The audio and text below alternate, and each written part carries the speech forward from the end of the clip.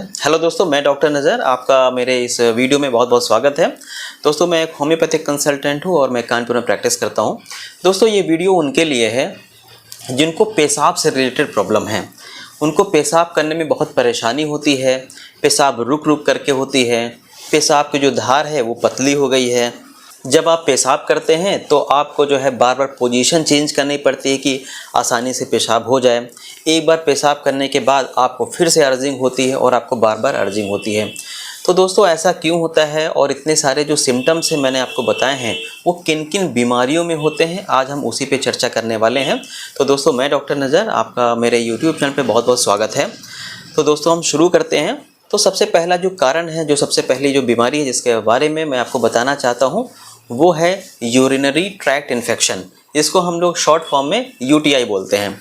UTI में होता क्या है कि पेशाब के रास्ते में कहीं भी आपको इन्फेक्शन हो जाए, चाहे आपको यूरेथ्राइटिस हो जाए, मतलब जहाँ से आप पेशाब करते हैं उसको हम लोग यूरेथ्रा बोलते हैं, अगर उसमें इन्फेक्शन हो जाए, या आपको सिस्टाइटिस हो जाए, यानी जो यूरिनरी ब्लैडर होता है, पेशाब की थैली होती है, अगर उसमें इन्फेक्शन हो जाए तो इसकी वजह से कहीं भी आपको अगर इन्फेक्शन हो जाए तो आपको पेशाब करने में परेशानी आती है। क्या क्या परेशानी आती है इसमें?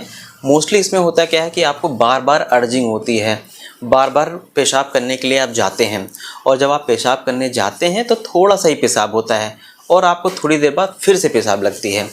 पेशाब करने के दौरान क्या होता है कि आपको जो है जलन बहुत ज़्यादा होती है, बर्निंग पेन आपको ज़्यादा होता है और आपको डिस्कम्फर्ट होता है, और कभी कभी इसके साथ में आपको पेट में भी दर्द होता है।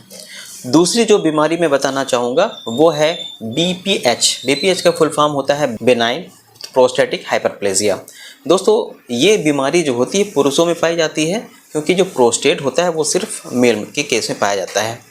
जब भी प्रोस्टेट हमारा बढ़ जाता है तो ये करता क्या है कि ये पेशाब के रास्ता जो होता है उस पर दबाव डालता है। अब उसकी वजह से होगा क्या कि पेशाब को जो धार होगा वो धीरे धीरे करके कम हो जाएगा। पेशाब जो होगा बूंद बूंद करके होता है। किसी किसी में क्या होता है कि धार दो बन जाती हैं और जो पेशाब जो है पूरी तरीके से खाली नहीं हो पाता है, तो आपको पेशाब करने में आपको ताकत लगानी पड़ती है। तीसरी एक बीमारी के बारे में मैं बात करूंगा जो बहुत ही ज़्यादा डिस्कम्फर्ट है, इसका जो पेशेंट होता है वो बहुत परेशान होता है। अगर आप इस तरह के जो बीमारी से पीड़ित अगर किसी पेशेंट से मिलिए तो वो आपको पता चलेगा कि वो कितनी परेशानी से अपनी ज़िंदगी व्यतीत कर रहा है। इसमें होता क्या है, और इस बीमारी का जो नाम है उसको कहते हैं यूरेथ्रल स्ट्रक्चर।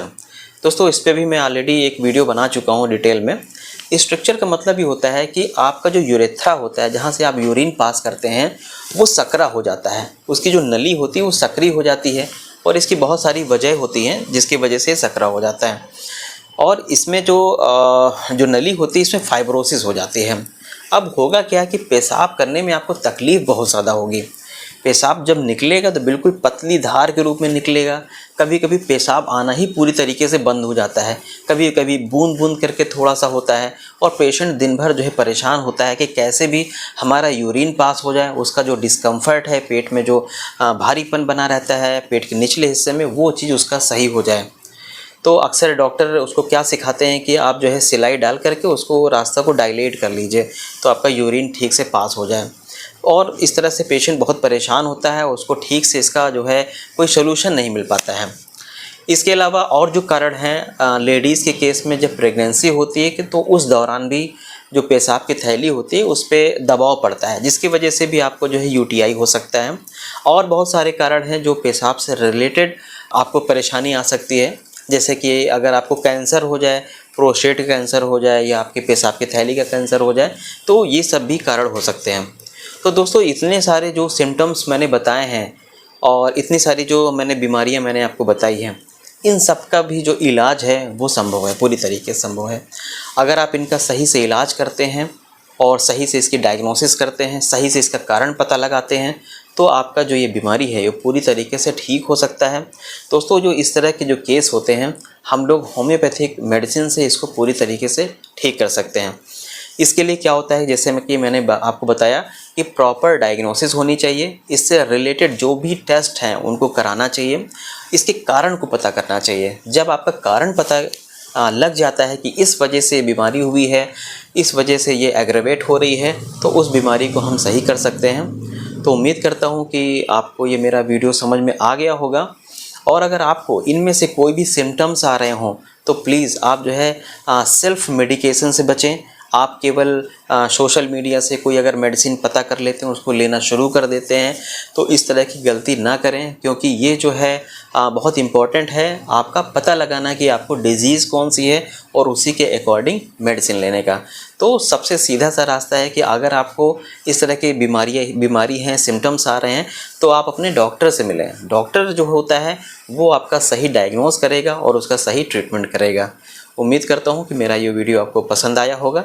अगर मेरा ये वीडियो पसंद आया हो तो प्लीज़ लाइक करें, और जिनको भी इस तरह से कोई परेशानी आती तो उनको शेयर ज़रूर करें।